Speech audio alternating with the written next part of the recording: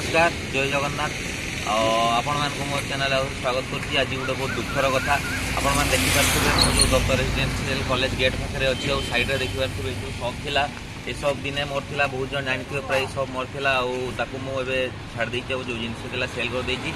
तो दुखर कथा है आसत मुझे जनइबी गोटे कथा दुकान बाहर किसी मोर सेल्फ गुड़ा थिला जो गुड़ा मुझे सेल कर नी आउटे ये जो रड अच्छी ये चेन रे बंधा होता तार एवं ना देखिए ना मु तार पिक्चर आपण मानक देवी तार फोटो मुझे उठे रखी भाई को जो कहली भाई ये देख आस ये गोटे सीसीटीवी कैमेरा अच्छी आउटे गोटे सीसीटीवी कैमेरा अच्छी एपटे देखाओ।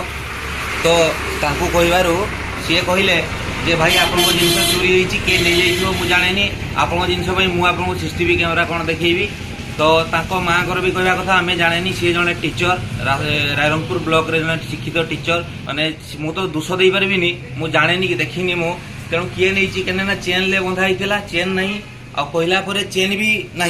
तो जो जिनस जी भी मुझे भावुँ जी भी नहीं सी बोधे बहुत बड़ मेजिशियन थिला।